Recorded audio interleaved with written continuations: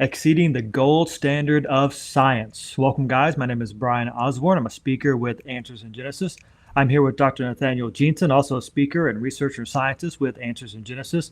And we're so glad you're here to be here on this particular episode, talking about his book called Traced Human DNA's Big Surprise, being the subtitle. And we're calling this the new Rosetta Stone to human history. And in this particular episode, we're diving deep into the science and showing how this science we see in this book that confirms the Bible again and again is really, in a real sense, the gold standard that scientists want to see. So Dr. Nathaniel Jeanson is going to flesh this out for us. This is going to be an awesome episode. I can't wait for it. Dr. Jeanson, it is all yours. Thank you very much, Brian, and welcome to our audience. I'm going to review just a little bit of where we've come from for those who are joining us live. If you're binge watching this, I hope you can bear with us as I go through what we're doing. Part of a longer series. We're now on part 11 by the YouTube counting. You can find our on the Answers in Genesis YouTube page to find the earlier episodes 1 through 10. The big picture focus of this book, as well as this new little mini series within this larger series that we're doing, deals with the male inherited DNA. The physical thing that we're calling the new Rosetta Stone of human history is this DNA-based generation by generation family tree for global humanity, where you compare the Y chromosomes, the male inherited DNA of men around the globe, and you can reconstruct this family tree. And to see how we can do this, I'll refer you back to previous episodes. And again, here's a screenshot of where you can find more of this. Again, Answers in Genesis YouTube page. You look under playlists, Traced DNA's Big Surprise episodes. We just concluded a sort of another mini series. If you're watching live, you might recall that we did about 6 episodes. We took a break. Then we finished covering the main body of the content in the book, the history of the various peoples around the globe, finishing up with these 4 regions. And what we want to do now in this episode and going forward for this group of 5 is to step back and say, well, how do we know this is true? We've just reviewed all this history. Maybe you're watching this and you're sitting on the fence and saying, you're creationists. It sounds compelling, but I just don't know if I believe it. And maybe you're gung-ho about this, but you want to share this information with other people who are skeptical.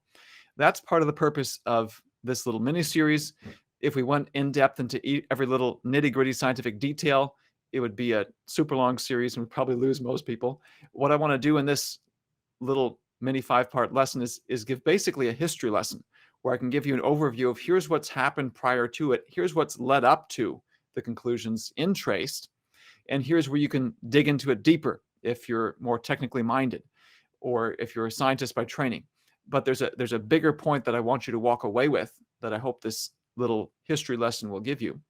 And again, the larger focus is, how do we know that the conclusions in Traced are true? One of the main reasons for skepticism, if you've watched this series or you've read the book and you're still wondering about it, is the fact that it's based on a young Earth framework that is not the mainstream framework. And one of the main reasons then, someone might say, well, I don't know if I believe it, is because it seems to contradict mainstream geology, mainstream paleontology, mainstream archaeology. It doesn't agree with evolution. I'm a biologist by training, so I'm not going to pretend to be an expert in geology, paleontology, archaeology. I'd refer you to the work of my colleagues here at Answers in Genesis and other creation organizations where there's PhD professionals in these disciplines who have researched and published on this. You can go to our website, answersingenesis.org. That's not trying to avoid the question. It's just that's not my area of expertise, so I won't try to pretend to be an expert there. With regards to the question of evolution, I have written a book on this, basically Evolution A to Z. It's called Replacing Darwin, The New Origin of Species, in which I walk through the leading lines of evidence for evolution. And as the title of this book implies, the main conclusion here is not just, here's some problems with evolution. It's, here's how creation science is exceeding, again, the gold standard of science and replacing Darwinian ideas, replacing the mainstream explanation for the origin of species for that bigger picture question. Not just the narrow human origins question, but the bigger picture. What about animal species, plants, fungi, so forth? That's what this book covers. I won't try to recapitulate that in this lecture or in this little series, and instead I'll just refer you to this. What I do want to focus on, and the history that I would like to cover, is the science as it relates directly or closely, somewhat indirectly, to this question of human origins and human history and in particular to the conclusions in Traced, which is again focused on human history and human origins. And the overarching conclusion, my overarching answer to how do we know this is true, flows from the main criticisms that anti-creationists have given of creation science for decades. And I'm going to give you several quotes. If you've watched some of the earlier videos in this series, you might recall some of these, but these are so critical, and this concept is so critical to answering this question. I want to review it, and I'm going to come back to this concept again and again and again, because we really are at a watershed moment in the creation evolution debate, and Traced plays a key role in this. So going back to 1982, some of the early heyday of the intense public and legal battle over creation science and its role in the public school science classrooms. Here's a quote from Niles Eldredge, famous paleontologist, wrote a book called The Monkey Business. The scientist looks at creationism. Of course, he's not in favor of it, and here's why he says he's against it. Creation science, he says, isn't science at all, nor have creation scientists managed to come up with even a single intellectually compelling, scientifically testable statement about the natural world. Creationists pose no testable hypotheses, make no predictions or observations worthy of the name. And this common thread here then is this idea that creationists need to make testable predictions. They need to make statements that can be tested experimentally in the lab or in the field. And one of the reasons I'm quoting this is because this idea of testable predictions has a long and strong philosophical history. This is what we apply all across the board scientifically. We accept gravity as a scientific idea because it makes testable predictions. What the evolutionists have demanded then is that creation science meet that same standard. They might say, if we broaden our discussion here momentarily to the question of, let's say, animal origins, the origin of animal species, evolutionists might say to creationists, okay, you guys, you creation scientists say that God created different kinds of creatures, that Noah took 2 of every kind on board the ark. Those animal kinds exited the ark, and they formed new species over the last 4,500 years. If that's true, then predict for us, creation scientists, how many new species will form this year? How many new species of rodents will form this year?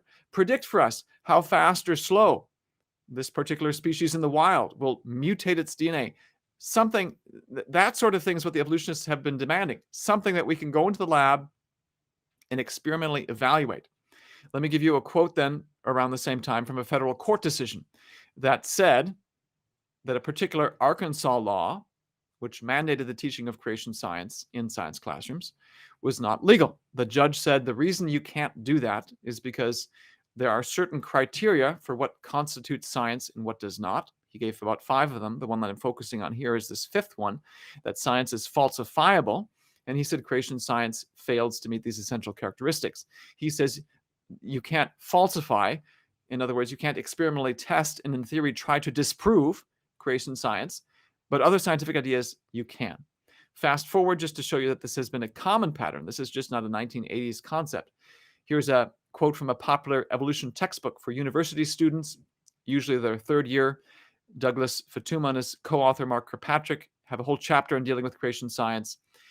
And they say the most important feature of scientific hypotheses is that they are testable. And of course, they go on to say that creation science, intelligent design, these sorts of things are not science because they're not testable. So back to the question of how do we know that the conclusions in Traced are true when they conflict with mainstream science?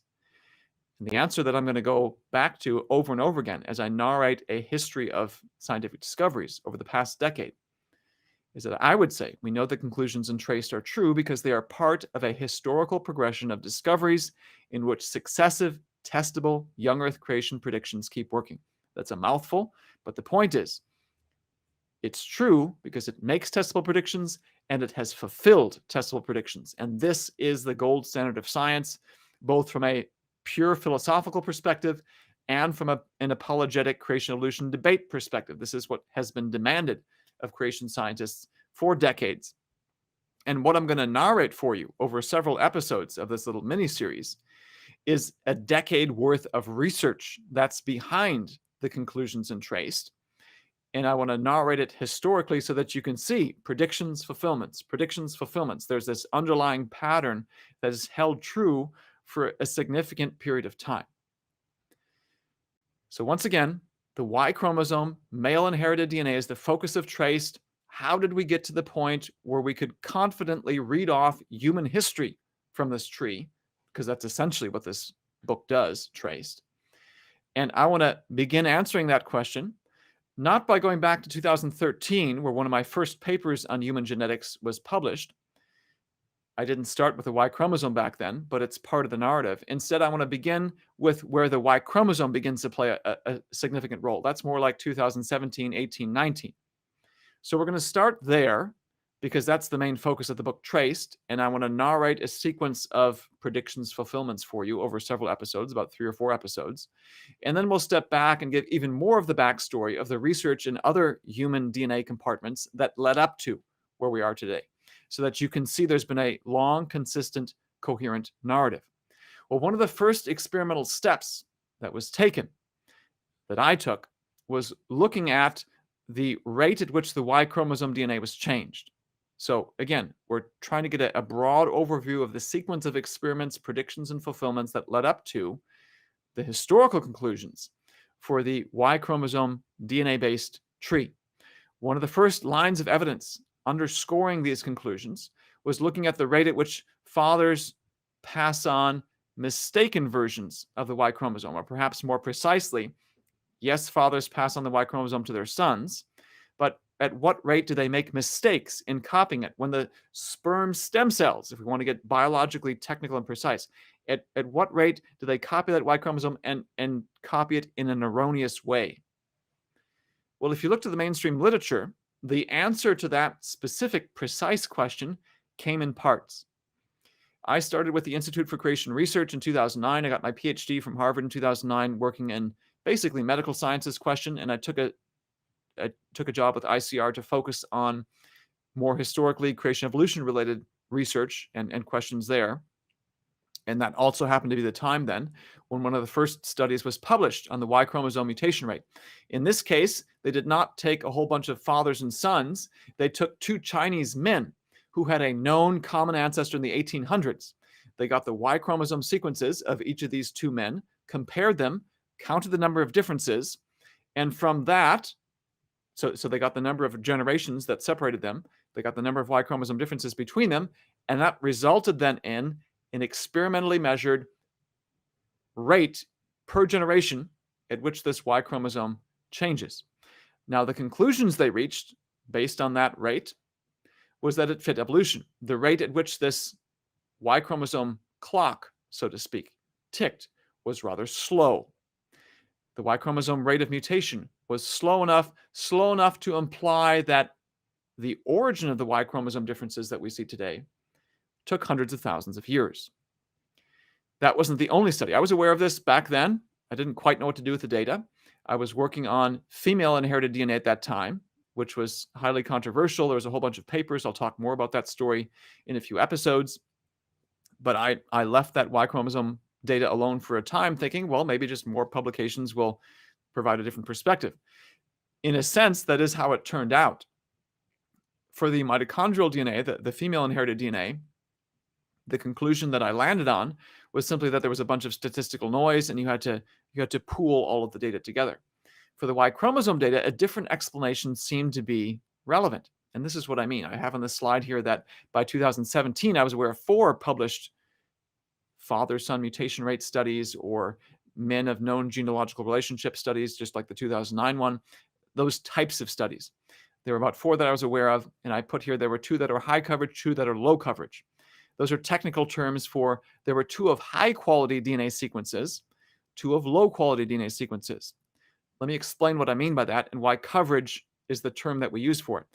And I'm going to show you here that this idea of coverage and quality is not my idea. This is already experimentally established in the literature, and it plays a huge role in interpreting the results that came out by 2017. So I'm pointing you here now to a 2016 paper in Nature Genetics. This was the Y chromosome study from a project called the 1000 Genomes Project. So you can see here in the title, 1,244 men with Y chromosome sequences. That's what they studied. And here's the supplemental information that I'm going to extract an image from. Here's this graph, and I'll explain to you here methodically what this is referring to.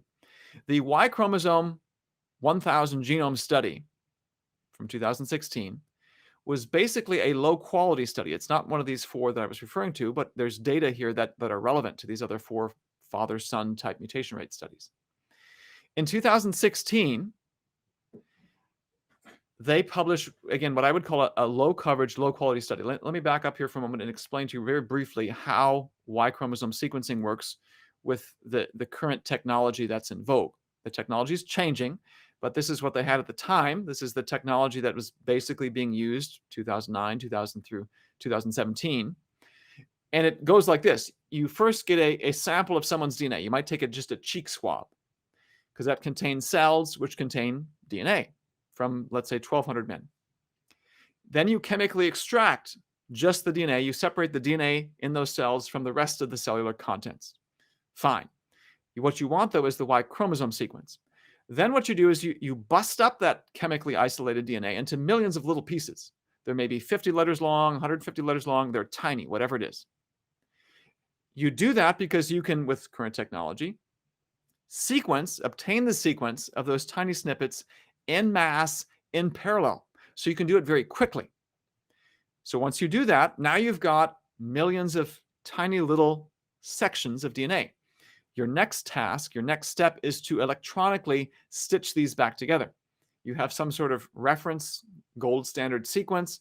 You electronically try to align these little snippets onto it. Long story short, the Y chromosome sequence is about approximately 60 million letters long. A whole bunch of it is very difficult to analyze with modern technology. Some of it is repetitive, for an example. So if you've got this tiny little sequence, it could match here, or here, or here, or here, or here, or here. There's a bunch of different places it matches because the sequence itself is repetitive. So where does it belong? Can't resolve that question with that type of technology. Only about 10 million letters of the total 60 million are accessible with this Y chromosome technology that's basically unique sequence. Long story short, there's only a little section that you can analyze. Now, let's just review the process I described. Get your DNA, chemically isolate it, bust it into millions of pieces, sequence the tiny little pieces en masse, and then electronically stitch it back together. Well, how do you know that you've done a good enough job and that you've accurately captured what a particular man's Y chromosome sequence is for that 10 million letter section? This is where coverage comes in. You're going to electronically align those tiny little snippets to this reference sequence, and some will match here, some will match here. In a perfect world, you might sequence 10 million letters of Y chromosomes. That would be a whole bunch of tiny little snippets, and you've captured the entire 10 million target sequence that you're after. We don't live in an ideal world. For reasons not entirely known, sometimes you'll end up sequencing a whole bunch of this little section of the 10 million sequence, and not so much over here, and a lot over here. There's random variation or things going on that we still don't fully understand because it's happening at an invisible level, molecular level, these processes. So the way to compensate for that is just to, in theory, go over your sequence again and again and again and again in hopes that you finally capture all that's there. That's what this idea of coverage represents. How many times have you, in theory, gone over your total sequence? So here's how that number is calculated. Let's say you're interested in 10 million letters of the Y chromosome, and you turn around and you get the sequence of a whole bunch of tiny snippets of DNA that in total represent 10 million letters. That would be called a 1x, one-fold coverage. You've sequenced 10 million letters. In theory, in a perfect world, you've gone over your sequence of interest that's 10 million letters long one time.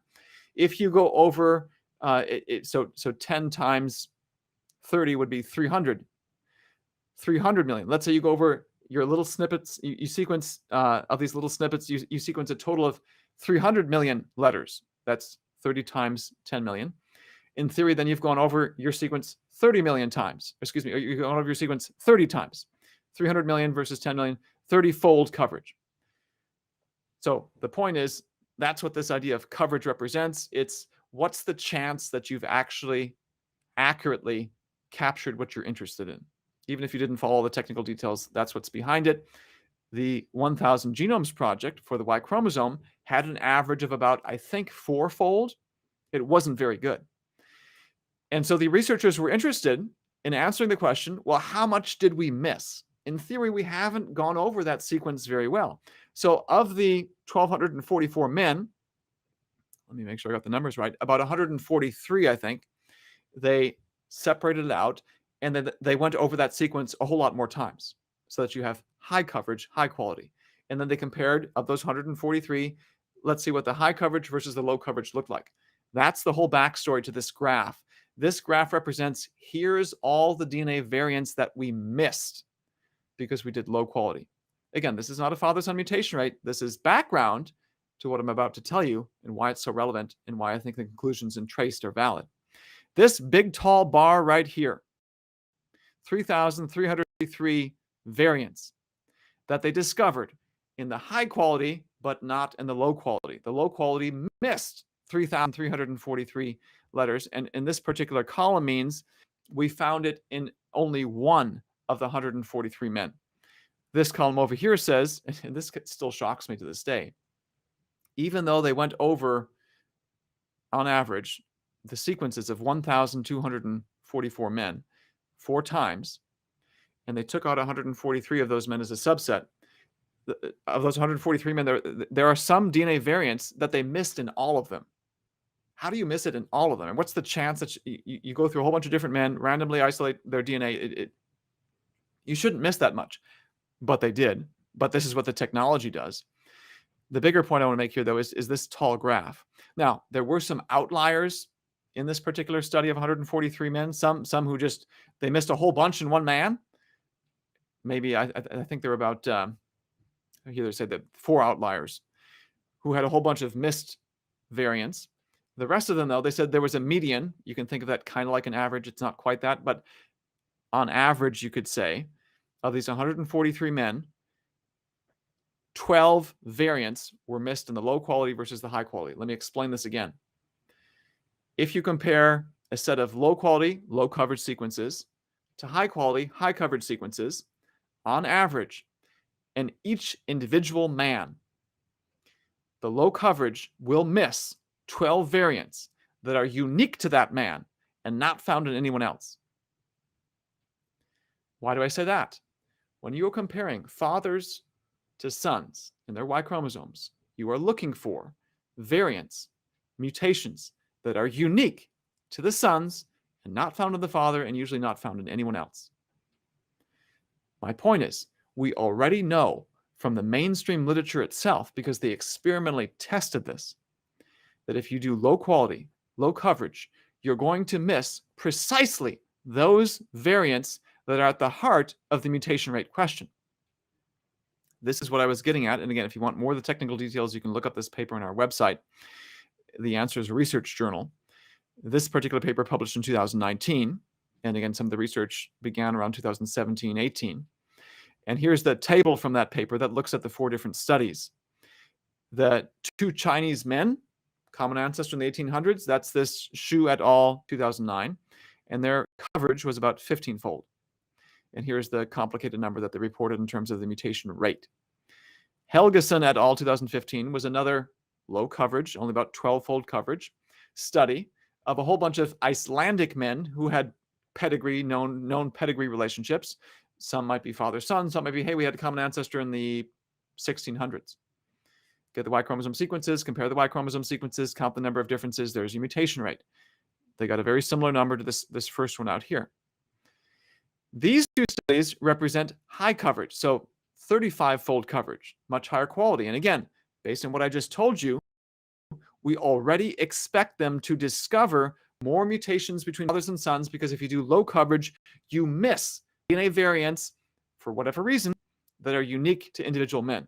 Same thing right here. Moretti, so the difference between these 2 high-quality studies is not just the fold coverage, but the Carmen et al. The primary purpose of that study was not to measure how fast or slow the Y chromosome mutates. They were looking at 323 men from around the globe and trying to understand human history.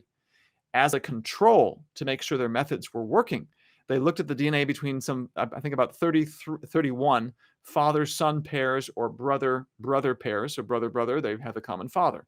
You're looking at a known genealogical relationship. How fast or slow does the DNA mutate? And again, unsurprisingly, given what we know about what high coverage and low coverage can and can't do, things you're going to discover with high coverage that you don't find in low coverage, their mutation rate, and if you're not familiar with scientific notation, this number is 10 times higher than these numbers. The mutation rate was detected to be 10 times faster. Again, if you haven't followed what I've said so far, I gave the background to why high quality versus low quality, high coverage versus low coverage is known to make a big difference in what you can and can't detect. And the way this experimental measurement of father-son mutation rates played out, it played out exactly in line with those expectations. Moretti et al. Was a study of 50 Danish trios, trio meaning father, mother, offspring. The goal of this paper was, in fact, explicitly to find out mutation rates from parents to offspring. It wasn't strictly focused on the Y chromosome, and I'll talk more about the other types of DNA that we're looking at in a moment, but it was a mutation rate focused paper, and I was able to extract a Y chromosome mutation rate that, again, 10-fold higher or more than these other results. My point in telling you all this is, all in the evolutionary literature, we find high mutation rates, a fast ticking of the Y chromosome clock that implies a recent origin for mankind just 4,500 years ago, and it's in line with what we know about the technology of DNA sequencing. Okay, well, these are mainstream papers. I'm just summarizing what's out there. So how did the evolutionary community react? They literally filtered out data that didn't fit. You can't make this up. Truth is stranger than fiction. I talk a little bit about this, refer to this briefly in the book Traced. Let me show you now exactly how this happened, beginning with this Carmen et al. 2015 study. Here's a supplemental material. In the main text of the paper, they make it sound like they found a mutation rate in line with evolution, something that fit their expectations. In the supplemental material is where you get the details. They said the number of FS, so that right here they define it, father, son, brother, brother differences. The number of father, son, brother, brother differences is approximately 10-fold higher than the expected of de novo mutations, so just mutations arising from fathers to sons, considering the range of published chromosome Y chromosome mutation rates. And there they cite the low quality Xu et al. Study, 2009, which was 2 Chinese men of a known genealogical relationship. This is based on DNA from fossils. It isn't even a father-son mutation rate. This is extrapolating. This doesn't measure the mutation rate directly either. And this is, again, not a direct measurement. It's basically from evolutionary expectations that we expected the mutation rate to be 10-fold less, and we found something much higher. This finding prompted us to explore additional filters. They said this, and you can look at the data. The explicit justification is we used, so let me just clarify something here. Again, when you're doing DNA sequencing for the Y chromosome, you do apply filters. There's 60 million letters total. We can't access 50 million of them. With current technology, we have to apply filters to only look for this particular region. But that filter is based simply on experimental, or I should say, empirical technological limitations. What they're saying here is not, hey, we had technological limitations, we had to do something else. It's, this didn't agree with evolution, and so we invented a filter to make it match. Literally, they filtered out mutations that didn't fit evolution so the numbers would make sense. This number right here is not their final reported number. Fortunately, they gave you in a supplemental table the step-by-step filtering process so you could say, okay, what is the actual number of measured mutations independent of evolutionary filters, just based on technology? That's the number. What about this over here? This story gets even wilder because there's follow-up to it since I've published the paper and the book that I'll refer to here briefly. Now, I will say in the future we'll have separate episodes dealing specifically point-by-point responses of critics to some of this science. In this little mini-series, I'm simply trying to lay out for you the history of what's happened leading up to Traced. So here's the paper that I referenced, 150 genomes, which is the 50 trios. So 50 groups of 3, which is your 150 total DNA sequences. Again, there is some aspect of the paper that does look at the mutation rate in the Y chromosome, fathers passing on erroneous copies. But the primary focus of the paper is what we're going to call autosomal DNA. Just think of this as the DNA you get from both parents. And again, from mom's side, from dad's side, in mom's egg stem cells, we live in a fallen world, there are mistakes that occur. every generation. That's what they're measuring. On the father's side, in his sperm stem cells, mistakes are occurring every generation. And they are almost exhaustive in studying this.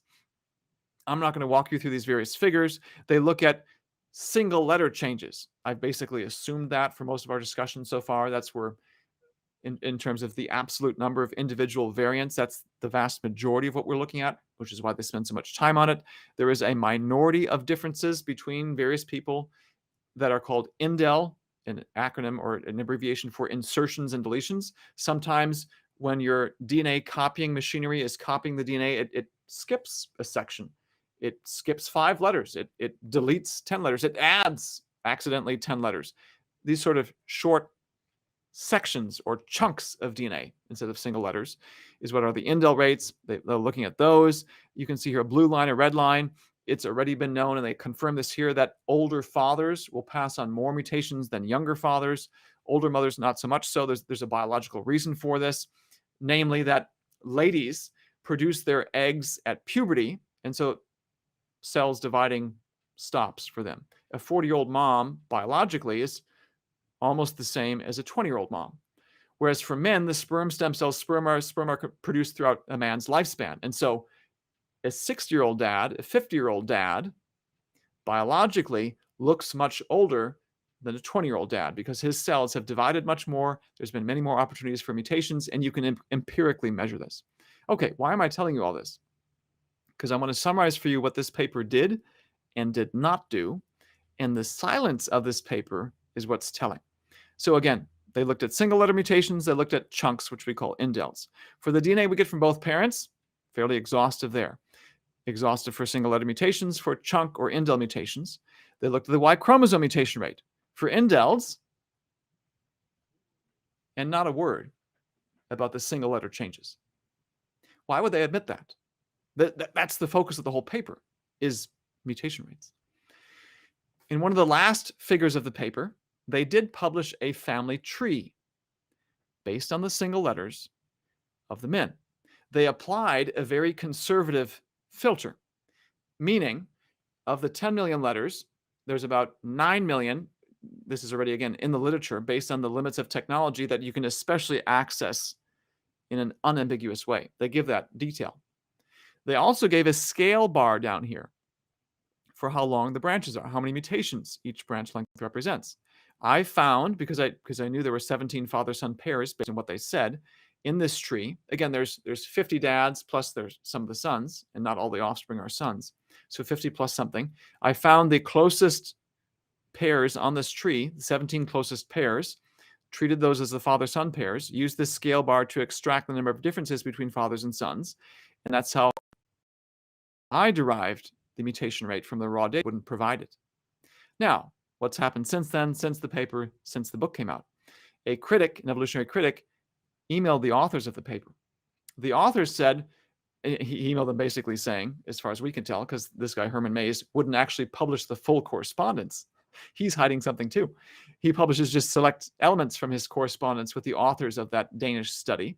And here's his quote from the email response. They said the error rate is 1 in 1,000. In other words, whenever you're doing DNA sequencing, for whatever reason, there's errors that occur. There's still some limits to technology, which you could mistakenly interpret as biological mutations. Instead of it's just a fluke of technology. So they said, well, no, see, what's really going on here is he's just detected flukes. Now, elsewhere, Herman Mays quoted from them, and they did indeed confirm that I did find the 17 father-son pairs. They just said, no, sorry, those differences he's talking about are not real mutations. Those are just limits of the technology. Do you think they published the data to justify that conclusion, which is the normal way you adjudicate scientific debates? They did not. So the first time when they published their paper, they could have published the raw data. They said nothing, did not publish the raw data. A little bit of it slipped through this tree. Then they're made aware of it. Hey, the creationists are using your data to justify their conclusions. Oh, they're wrong because we say so. And it's not just because we say so. Again, this is their second chance to publish the raw data, and they won't. So why not? They say, well, he can't be right because if you look elsewhere in the literature, we don't see any evidence of a fast mutation rate. And what's one of the studies that he cites, these authors cite? Carmen et al. where the authors literally filtered out data that doesn't fit evolution. Some of these other studies are forms of circular reasoning. He cites the Shu et al. 2009 of low quality. I'm thinking to myself, how can these people who are publishing mutation rate studies and talk about the Y chromosome not even be aware of the details of the literature in their own field? The data that they did publish, from which you could extract the raw information, is in line with what we know about mutation rates. Again, in this case, they're just omitting the data entirely.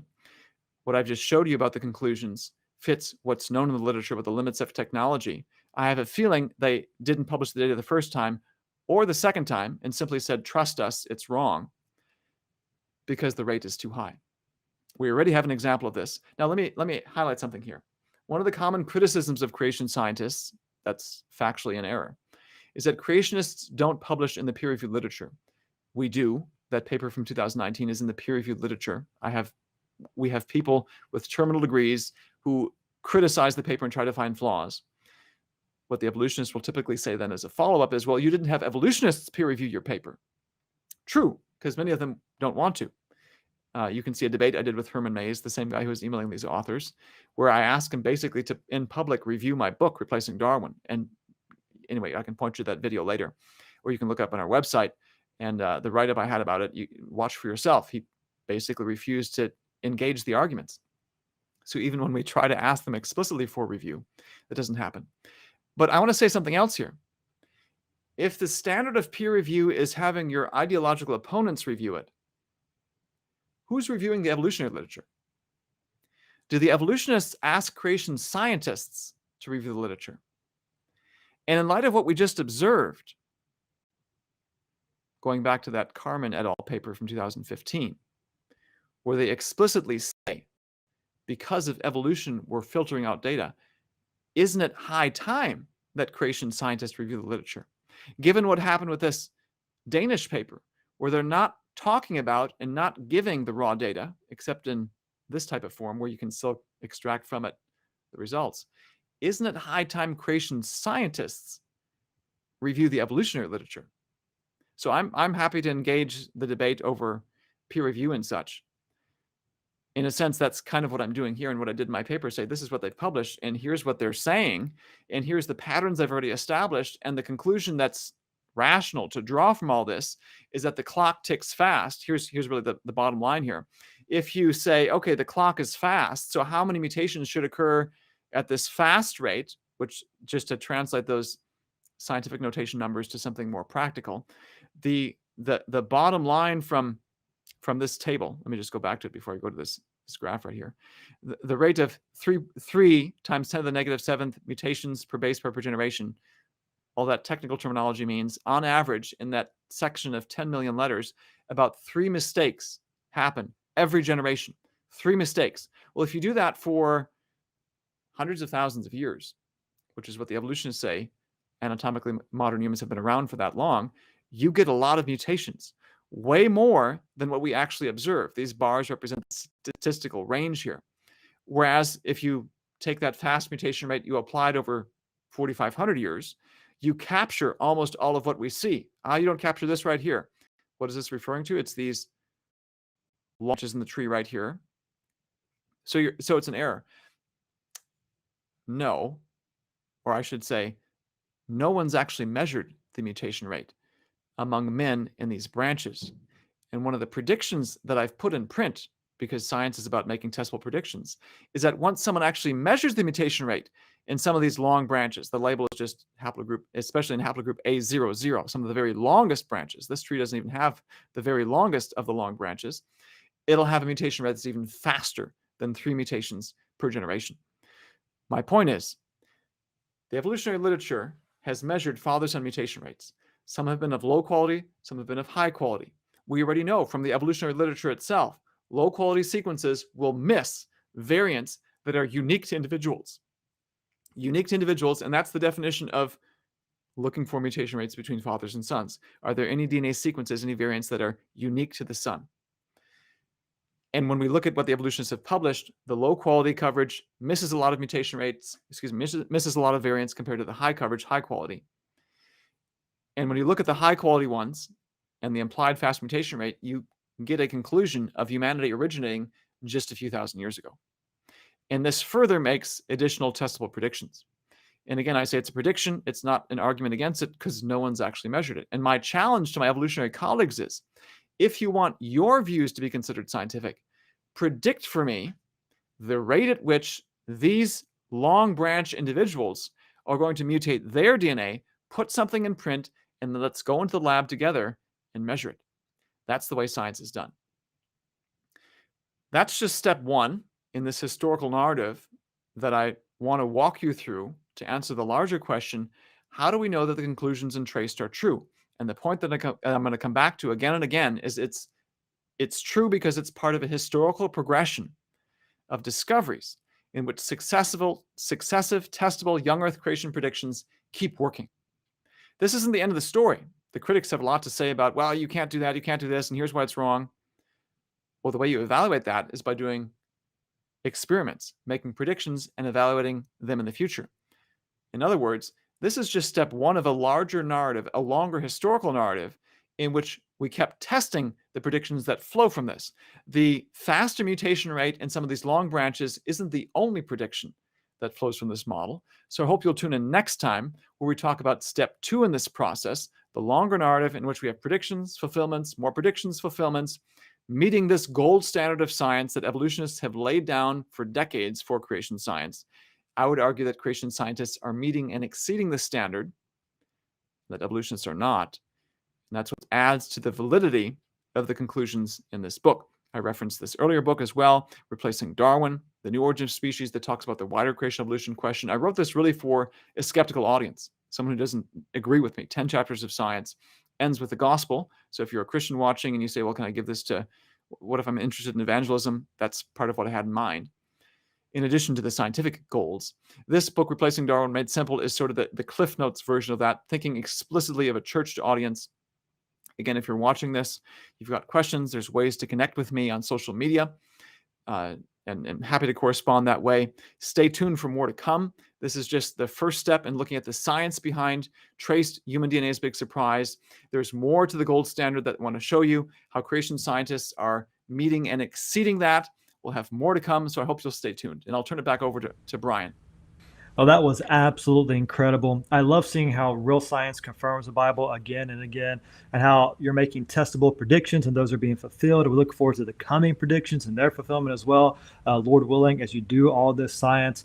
And it's interesting to watch as you are kind of laying out what's been going on behind the scenes, how so many people who hold to the evolutionary worldview, they hold to it with religious fervor. It must be true. Nothing else can be true. It is their ideology they are clinging to with everything they've got, and they don't want to let it go. And that shows in what they're doing and what they're not doing in the realm of science. And really what we're seeing here is that real science done by you and others, rooted in a biblical worldview, exceeds that gold standard of science. And in many cases, evolution cannot meet that bar because of just the basic philosophy behind it and the ideology behind it. And so wonderful to see that. We are so excited about the coming research and what that's going to look like. Guys, again, you've seen it a couple of times, but you'll want to check out this book for more details on this. We're just scratching the surface on the book Traced, seeing how real science confirms the Bible. And I cannot wait till next time. We'll see you then. Take care.